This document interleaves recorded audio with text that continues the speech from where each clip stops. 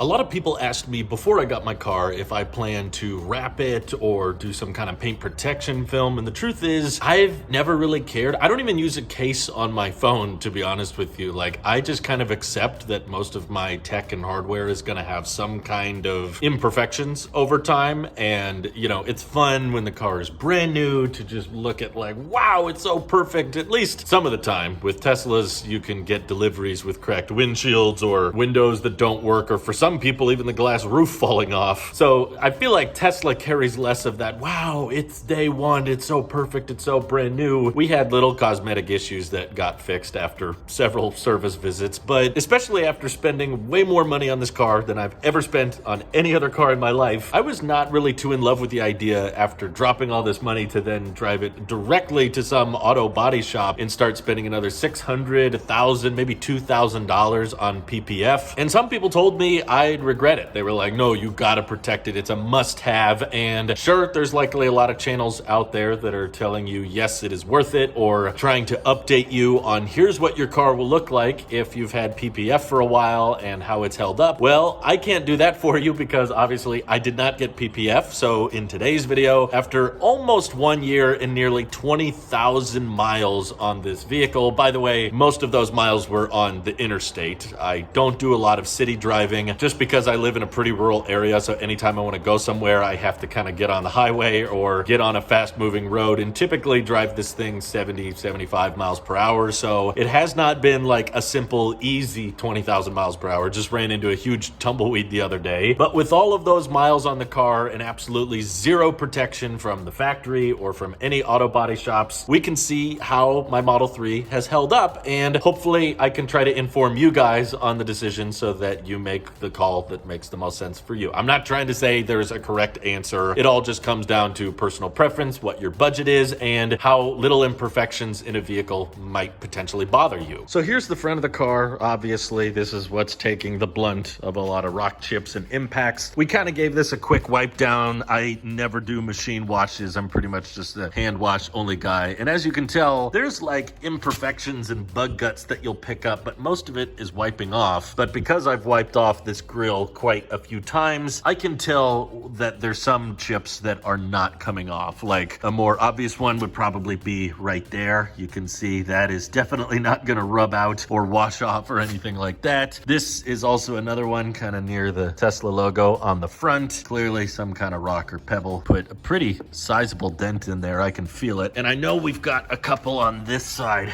as well. There's a very light paint, by the way. I'm no expert or anything, but I can just tell that the spackle or whatever was not very heavy on this side, which unfortunately Tesla is kind of known for. A lot of bug guts here that can just kind of scrape off. But yeah, this is definitely a rock chip here. This is one as well. And obviously the more you look, the more you'll find. I think there's one by this little toe hole. I think there's another one here. So you'll find them if you're up close like this and looking around, obviously. But the funny thing to me, like, no, it doesn't really bother me because most of the time I'm not holding my face up to the car like this, like, oh, a flaw, I have found an imperfection. Well, the vast majority of my time, I love looking at my car. Like, I still admire it. We were just leaving from the restaurant last night with the family, and I remember thinking, whoa, someone's got a really nice car over there. That's like a white model. And then, I don't know why, it just didn't click in my head that, oh yeah, that's my car. And it still caught my eye, and I still admire it from time to time. But most of the time, if I'm admiring it, or everyone on Twitter is always telling you, oh, if you don't look back, you got the wrong car. I'm still looking back. I'm still admiring it, but that's the thing. If I'm looking back, I'm looking at it from,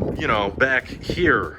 I'm not like looking at it like, wow, I bought the right car. Most of the time you're at an average viewing distance, and maybe my eyes just suck, but I don't really see or notice those imperfections. Like, that's not a big deal to me. Here's part of the reason why. When I bought this car, I had absolutely zero intention on selling it. Obviously, it's not a lease. We didn't even get a loan on this vehicle, and the full intention with all of the money we saved up, and of course I love the color, I love the interior design and everything. I had every intention, and I still do, at least right now, on not selling this car. I wanted to basically own it as long as possible. Really never thought I would sell it to anybody, and that's part of the reason I was so interested in lithium iron phosphate, was because I'm not like Out of Spec Dave. I'm not like Kyle Connor or Brandon Flash or Chris from Dirty Tesla. My intention was not to buy cars and then like trade them out or swap them out for a different car in 2 or 3 years, or okay, there's a new offer that just came out, I'm gonna switch to that car or something. Some YouTube channels enjoy doing that, like I'm gonna buy a new car or swap it out for a new one every 2 or 3 years, and that's really not my intention. My goal was to buy one car, which took a long time to save up for, but then hold on to it for as long as humanly possible. Basically until the wheels fall off or the thing just won't even move anymore. I'm willing to put up with a lot, I guess, because the last car we had was worth, you know, like $3,500. I normally do not buy cars this expensive, so that car obviously had a ton of paint chips and imperfections on the vehicle, and I thought, you know, maybe because I'd never bought a car like this before, I suppose there's a chance that once I took delivery of it, I would suddenly want to baby it and want to wrap it or get PPF on it and try to keep it as clean as possible and wash it all the time. So I didn't rule it out before I took delivery, but once I took delivery and we drove it around for a while, it becomes pretty obvious that, yeah, if you're gonna get like really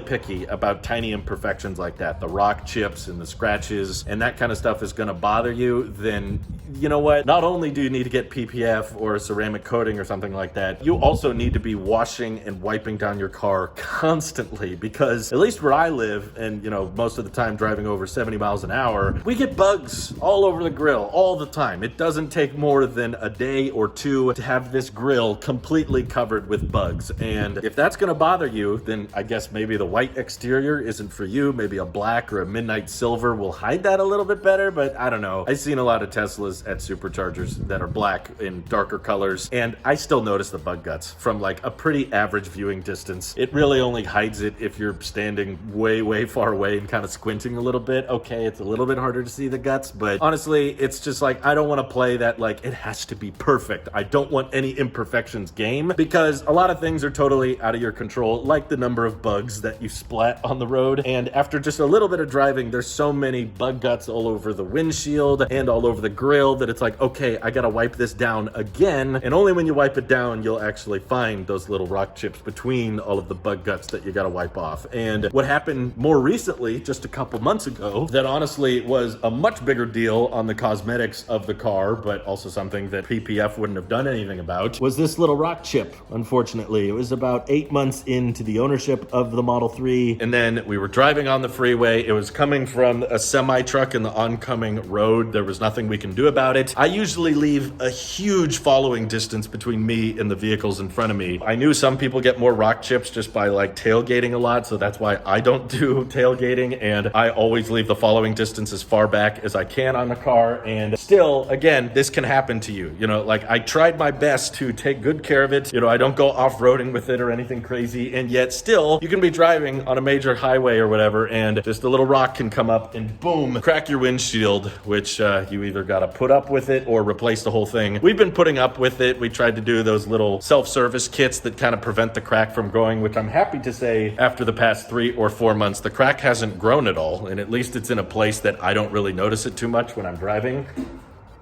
It's kind of off to the side, and again, it's not spreading, so I'm grateful for that.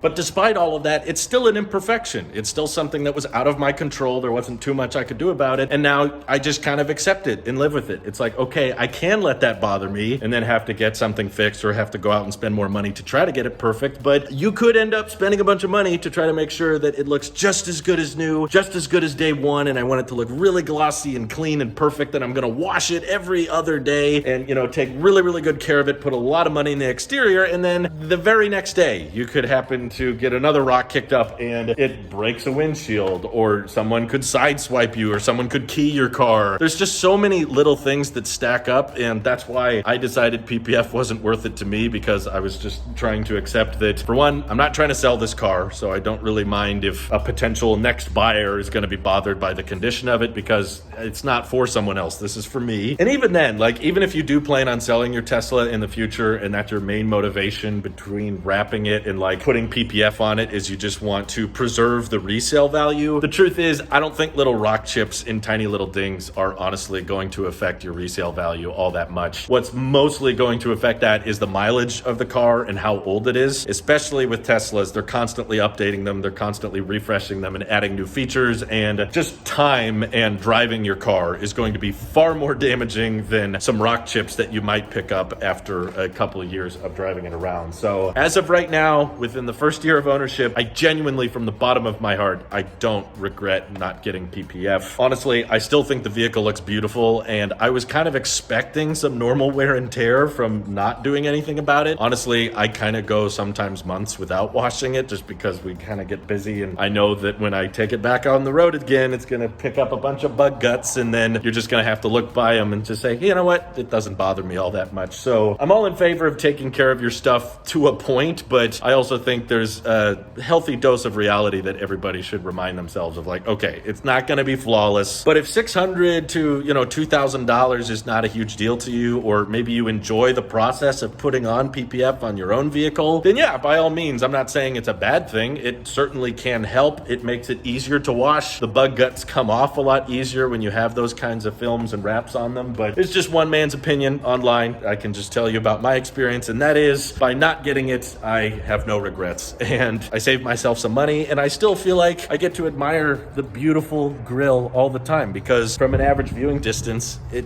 really doesn't show. So how do you guys feel about PPF? Do you think certain colors hide it better than others? Do you think wrapping it is worth it? Feel free to let me know all your thoughts and opinions down in the comments below. And thank you to everybody supporting this channel directly. Seriously, helps us out a ton, as does just watching these videos. So thanks again. Have an excellent rest of your day.